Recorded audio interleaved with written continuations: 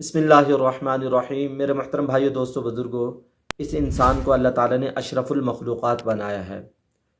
جب انسان اللہ اس کے رسول کے احکامات کے مطابق زندگی گزارتا ہے تو یہ انسان فرشتوں سے اعلیٰ بن جاتا ہے، اس انسان کی عزت ہوتی ہے اور اس انسان کا اللہ کے یہاں مقام ہوتا ہے۔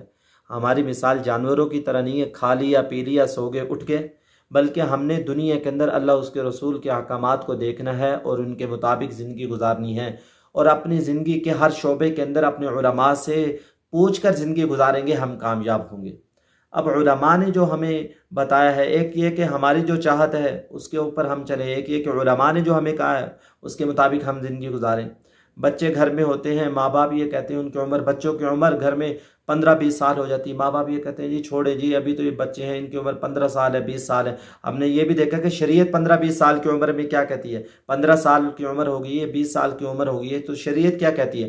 پھر ان بچوں کی شادیاں ہو جاتی ہیں، آگے بچے ہو جاتے ہیں، ان بچے اور بچیوں کو نماز نہیں آتی، قرآن نہیں آتا، ذکر نہیں آتا، اور یہ تو دور کی بات ہے، ان کو غسل کے فرض اور غسل کا طریقہ نہیں آتا۔ جب غسل کے فرائض اور غسل کا طریقہ ہی نہیں آئے گا تو وہ بچے اور بچیاں کیسے پاک صاف ہوں گے، کیسے نماز اور قرآن ان کا درست ہوگا، اور کیسے نماز اور قرآن ان کا صحیح ہوگا، الٹا گناہ ان کو ملے گا۔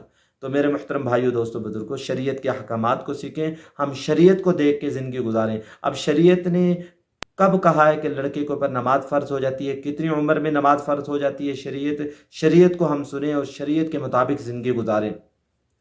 شریعت یہ کہتی ہے جب لڑکے کی عمر 16-17 سال ہو جائے، یا اس کی لبیں جو مونچھیں ہوتی ہیں یہ نکل آئیں، اور تیسری چیز اس کو خواب میں احتلام ہو جائے، تو یہ لڑکا بالغ ہو گیا، یعنی جوان ہو گیا۔ شریعت کے جو احکامات ہیں، نماز روزہ، اس کو سیکھنا ضروری ہے۔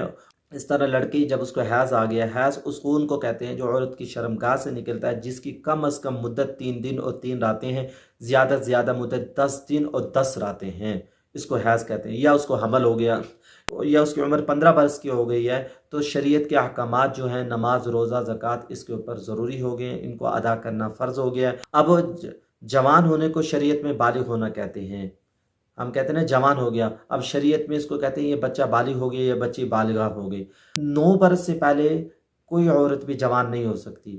اگر کسی عورت نے خون کو دیکھا ہے تو وہ خون حیض کا خون نہیں ہے، وہ استحاضہ کا خون ہے۔ استحاضہ اس خون کو کہتے ہیں جو عورت کی شرمگاہ سے نکلتا ہے، نہ وہ حیض کا خون ہو، نہ وہ نفاس، یعنی جب بچہ جنتی ہے عورت، جو 40 دن سے زیادہ جو خون آتا ہے وہ استحاضہ کا خون کسی بیماری کی وجہ سے ہوتا ہے، وہ خون استحاضہ ہوگا۔ اب کسی بچی نے 9 برس سے پہلے یہ خون دیکھ لیا تو وہ بچی جوان نہیں ہوگی، شریعت کے احکامات اس کے اوپر نہیں آئیں گے۔ شریعت کے احکامات اس پر اس وقت آئیں گے جب اس نے حیض کو دیکھا، حیض آ گیا۔